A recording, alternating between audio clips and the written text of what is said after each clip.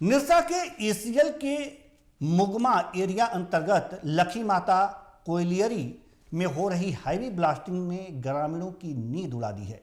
Blasting के कारण मडमा बस्ती के कई घरों में दरारें पड़ गई हैं। भय और आक्रोश के बीच ग्रामीणों ने प्रबंधन के खिलाफ मोर्चा खोल दिया है। एक रिपोर्ट देखिए।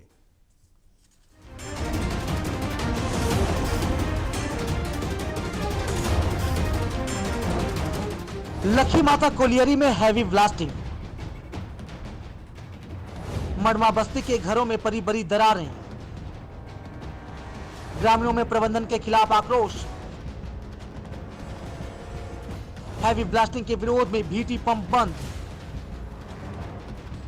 मुआवजा और मरम्मत की मांग पर अड़े ग्रामीण। समाधान नहीं हुआ तो आंदोलन तेज करने की चेतावनी। ग्रामीणों का आरोप है कि प्रबंधन जब तक हैवी ब्लास्टिंग करता है जिससे उनके कच्चे पक्के घर क्षतिग्रस्त हो गए हैं। बार बार शिकायत के बावजूद कोई कार्रवाई नहीं हुई। इसी आक्रोश में शुक्रवार को मरमा बस्ती के पास स्थित बीटी पंप को बंद कर दिया गया, जिससे कोलियरी का कामकाज प्रभावित हुआ है। সাতটা থেকে আমাদের ব্লাস্টিং আওয়াজ উঠছে, পুরা ঘর কেঁপে যাচ্ছে, দরজা কেঁপে যাচ্ছে। তারপরে আটটার সময় একবার হচ্ছে, রাত 9টার সময় একবার হচ্ছে।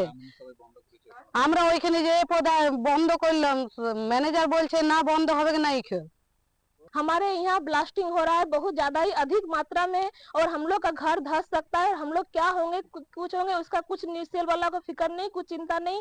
बस हम लोग जीवन संकट में आ गए हैं। हम लोग का इस तरह से 2-3 से ब्लास्टिंग हो रहा है, इस तरह से हम लोग क्या करें, क्या निर्णय ले, क्या करें, हम लोग को कुछ समझ में नहीं आ रहा। और ईसीएल कुछ नहीं कर रहा है, और हम लोग का कोयला भीतर में हम लोग कुछ कर भी नहीं पा रहे हैं और कुछ हो भी नहीं रहा। इस तरह से हम लोग का जीवन संकट में है एकदम। ग्रामीणों ने चेतावनी दी है कि जब तक घरों की मरम्मत, मुआवजा या सुरक्षित पुनर्वास नहीं किया जाता, बीटी पंप बंद रहेगा। मामले में प्रबंधन की भूमिका पर भी गंभीर सवाल खड़े हो रहे हैं। टीवी 45 के लिए निरसा से धर्मेंद्र शर्मा की रिपोर्ट।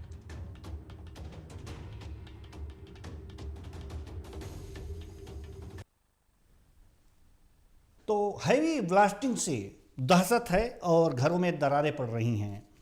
हमारे संवाददाता धर्मेंद्र शर्मा हमारे साथ जुड़े हुए हैं। जी धर्मेंद्र, वहाँ का माहौल क्या है?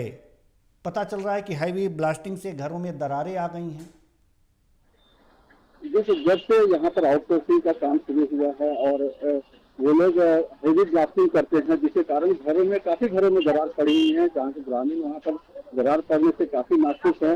और इन लोगों का कहना है कि इस संबंध में ना तो आउटसोर्सिंग कंपनी कुछ कर रही है, ना ही इसी संज्ञान ले रही है, और लगातार इन लोगों का घर जो है दरार पड़ रही है और घर में रहने में डर लग रहा है, भय महसूस कर रहे हैं ताकि कहीं घर गिर नहीं जाए, कहीं जो बच्चे घायल नहीं। कौन है इसके लिए?